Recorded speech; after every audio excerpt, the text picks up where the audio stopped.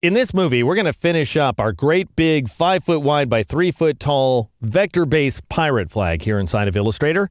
Now, I've already got ahead and made this red field in the background exactly the right size. So it's 5 feet wide with a little extra. We've got an inch on each side for the bleed, and it's 3 feet tall with an inch at the top and the bottom for the bleed as well. However, our skeleton and sabers are way too tiny. In fact, this is what we're looking for, this final piece of artwork right here. So I've not only made the core artwork much larger, but I've also gone ahead and tweaked the location of the eyes a little bit, the ghost eyes in the center here, and I've modified the color of the scarf. So let's see how that works. I'm going to switch back to my art in progress, which I've called tinyflaginsignia.ai. And I'm going to go over to the layers panel, and I'm going to unlock the black layer because we want to modify the contents of that layer. And I'm going to lock down deep red because the big field of red in the background is exactly where it needs to be. And then I'll press Control A or Command A on the Mac to select everything that's unlocked. That is the entire contents of the black and white layers. I don't want to see all these anchor points, so I'm going to press Control H or Command H on the Mac to hide the selection edges. Then I'll switch to the Scale tool, which I can get by pressing the S key.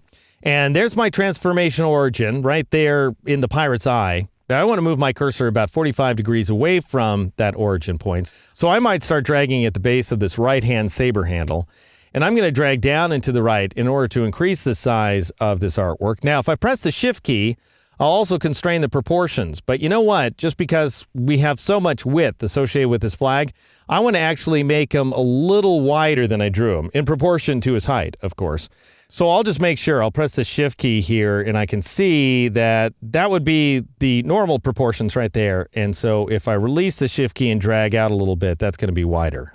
And now I'll release in order to increase the size of that art. Now, what we just saw was an absolute minor miracle because that's the kind of thing you can't do in Photoshop with pixels. If we were trying to scale up the pixels, then we would soften the transitions. We would not necessarily do ourselves any good because we would just add pixels for the sake of adding pixels. We wouldn't add better detail. Whereas when you scale this artwork as vectors inside of Illustrator, then you retain these razor sharp edges no matter how much scaling you apply. And so this artwork is going to look absolutely fantastic at its new larger size. All right, I'm going to zoom back out because now I want to go ahead and color in that scarf. So I'm going to grab my black arrow tool from the top of the toolbox, and I'm going to select these white paths that should be filled with red if I want to color the scarf red. So I'll press Control H, by the way, or Command H on a Mac to bring back my selection edges. Then I'll click off my artwork to deselect it. And I'll go ahead and click on one of those path outlines, and what that does is it grabs black in my case. So I'm going to lock down black once again so that doesn't get in my way. And I'm going to click now on the white shapes to select them. So I'm clicking and shift-clicking on these various white shapes in order to select each one of them. This is the most tedious part of the process, quite frankly, is grabbing all these shapes.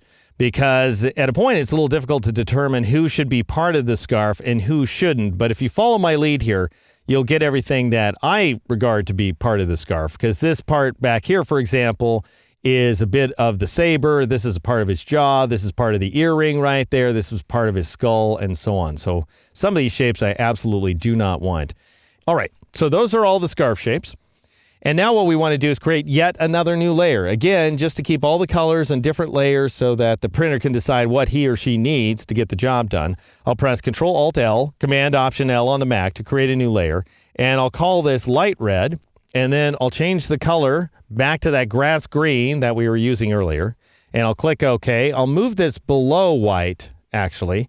And then I'll go ahead and take this blue square right there to the right of the white layer that represents all the selected items, and I'll drag it down onto the light red layer. Now that doesn't change the color of those objects, it just changes their location. Now to change their color, up here in the color panel, the hue value is already 0, that's what I want. The saturation value should be 100 once again, and I'm going to take the brightness value down to 65. So it's just a little bit lighter than the deep red of the background. Then I'll click off of that artwork in order to deselect it. Now finally, I want to go ahead and move the eyes to a slightly different location. The ghost eyes in the center, and there's all kinds of modifications you could make from this point if you want to here inside of Illustrator. You can go nuts on these path outlines if you want to customize this art. But I just want to move the eyes around a little.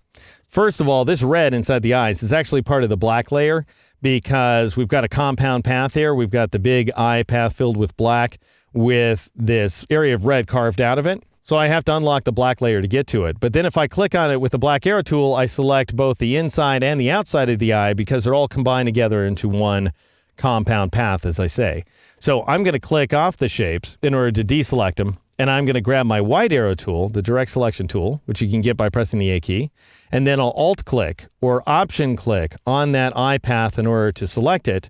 And now I'm going to move it a little bit. I'm going to do that, by the way, by double-clicking on the black arrow tool to bring up my Move dialog box. And I'll change the horizontal value to -16, the vertical value to 0, and then press the Tab key. And make sure Preview is turned on. So this is the location of the path outline before, and this is its current location. So I'm just moving that path outline in.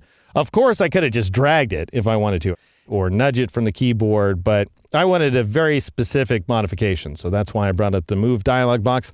I'll click OK, and then I'll Shift-Alt-click or Shift-Option-click with the wrong tool, so that's not going to do it. I got to switch back to the white arrow tool. All right, let's try that again. I'll Alt-click or Option-click on this path to select the whole thing, then Shift-Alt-click or Shift-Option-click on this path, and then double-click again on the black arrow tool to bring up the Move dialog box. And this time I don't want to move this horizontal. I'm going to press 0 for the horizontal value. I'm going to move both of these paths down 16 points. So I'll enter 16 for the vertical value, and I could take that value even higher. Let's try 24. My gosh, and that looks great. All right, I'll click OK in order to accept that modification. So you get the idea. You can do anything at this point with these path outlines. And every step of the way, every modification you make is going to deliver super smooth results. For example, let's say I want to take this little divot in his skull and I want to move it closer to his nose. Well, if I just drag the black path, notice I leave a hole because there's always a corresponding hole in the white paths for the black paths. So I've got to undo that modification there. So what I need to do is just go ahead and marquee around those two.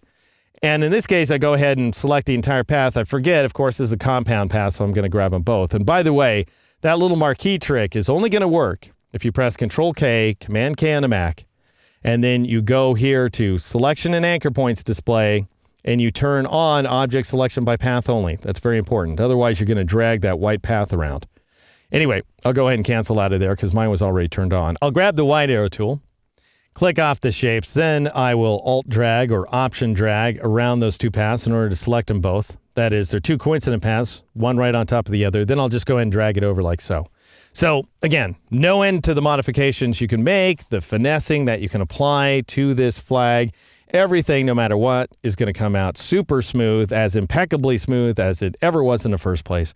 Thanks to our meticulously step-by-step approach to this project, every one of those steps, by the way, is extremely important, and the power of the Live Trace feature here inside Illustrator.